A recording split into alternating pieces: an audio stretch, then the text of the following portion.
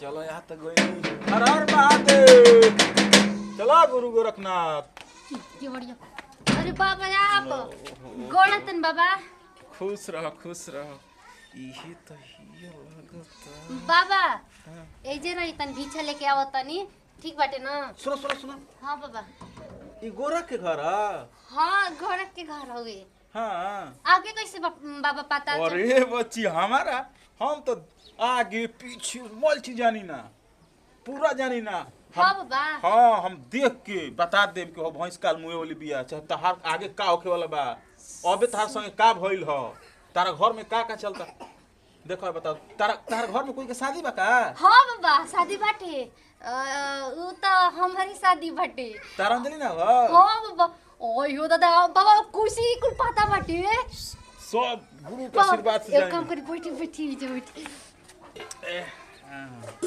तो बाबा आपको सब पता बाटे ना, हमरा भविष्य में आगे पीछे सब कुछ पता बा। हाँ। तो बाबा यो काम करना हमारा हाथवा दे के बताई ना। हाँ देखे नी ना। सब कुछ द देख के बताई दा। तो देख के बताई ना बाबा। देखो तार पापा गोरखनाथ बा ना? हाँ। तार बाबूजी के? हाँ बाबा। अरे बाप रे बाप। जाना तरू का बाबा? तार शादी होता ना एजे न अमती में। हाँ बाबा। कितना बढ़िया तहार दुल्हा मिलल बा, मोटा तगड़ा बढ़िया ना।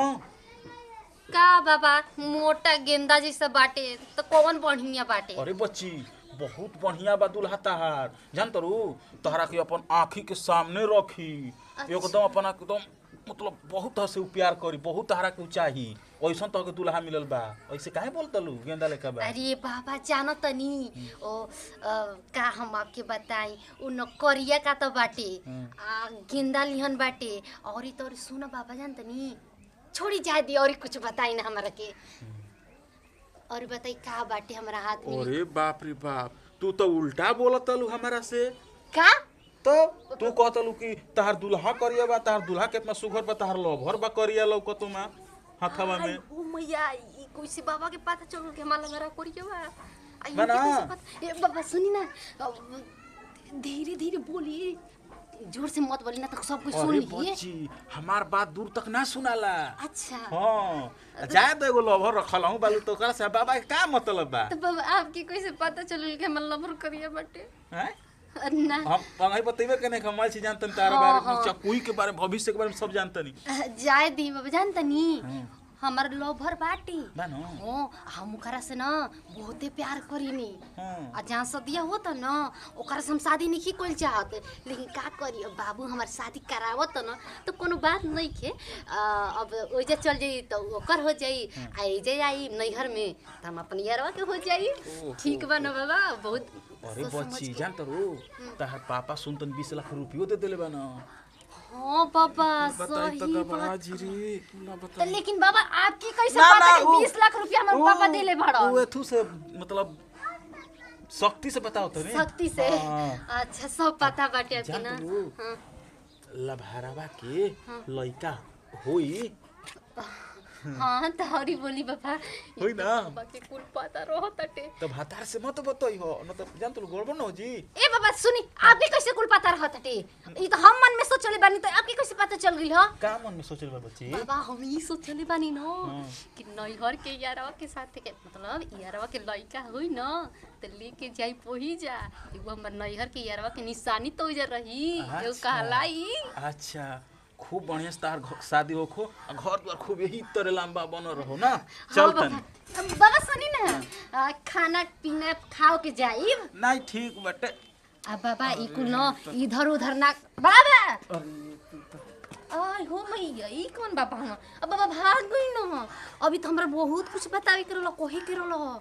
बताओ और बाबा के कुछ पता तो होइए गइल बा, लेकिन बाबा तो हवन कहीं ये हर खाए पिए वाला ये हर मांगे वाला कुछ कहीं तोरे चल जाए तो हम तो एकदम चकाचौक बानी। शादी हो तो जाए तो ही जा, आए तो यही जा। कितना बढ़िया रही। चलिए तो घर में आज हमार इज्जत तो ना रही, हमार लड़के हमके केहरो के ना छोड़ी। हमार समझे मन को बूढ़ धजी का करी बतियो ये बराज कर बुखार छुड़ा के रहो। का हो गई पापा? करे? का चिल्लाता रहो? चिल्ला तनी हाँ। एक बात कही का हो गई? हमार मुंह पर थूक। ई का बोलता रहो? का बोल तनी काहे के मुंह पे थूकी काहे हमर मुंह पर थुकत नहीं की हां बताओ कि मैं चारों ओर बताओ कि कहां बाप रे बाप तोर कोई बियाह होई रे अरे तो बियाह होते में तो बियाह क्या जी कहत रे बियाह हो बियाह होता करे काय आखिर बात बा बोल का बात बा हां करे काका कहले बली का कहले बिन के पाहुन ले काका कहले बली तू रे पाहुन ले हां हम का कहले बिन न कहा तो कहले बली कि घेड़ा नियन मोट बाटे आ कोह तली को करले बियाह निकल जाता कोह तली को हम लभो रखल बनी ओकरे लइका लेके जाई ओ करे कहे पापा ती कहां ले पता हो कोई करे कि हम कहले बनी बाबा तो होगा कि मतलब ई को कहां से तहरा के पता होई हमरा काल पता चला ई बताओ उ हितई के हितई फैल हियो स उ हितई में करी फोन की रखले हियो या रखले हियो ई बताओ पाहुन हमरा के फोन कइले न फोन कइले रह ना हां तो हम के कुछ कहले नहीं की कहले नहीं की हां आई रे न कहत गोर ने घरे परीक्षा लेबे खातिर जोगी बन के न ओय हो मई कब कोई ई जोगी पर के आई रहल हन अरे बररी हां बाबा सही बात है न रे हां हो बाबा बताओ कि तू अब का करी का करी अब हम का कहियो पापा उ कह देले रे गलती हो गई अब जाए तो माफ कर अरे तोरी से कुछ कहे के चाहिए क्यों रे हैं बताओ जोगी फकीर आए तन तो उल्टा से दिला तो लिखो है बताओ कि पापा जानते रहो हाँ। वो मतलब उहे आगे जीवन दमदू चाहे दुल्हावर मतलब का कहीं कुछ समझ नहीं आ वायरल है ना हाँ। तो कहत रह ना कि गोरा के घर है तो हम कहीं कि हां गोरा के घर है तो कहत न कि हाँ। हम कहीं कि कैसे तारे पता हाँ। कहत न बहुत आ बार बस मैं लगल है एड़ी से कपार तक मैं पोल खोल देली था तू एक पूछत रह एक बात कहो अब करो क्या कपार पैसा ले जा तनी पैसा लिया तू तू कोई ना बिया होई जा तनी दहेज दिलबन तो लिया ए पापा सुनो आई हो मैं गई के कदनी ये दादा अपने घर में रंगा मारना नहीं मतलब ऐसे कुल कोई करे ना कि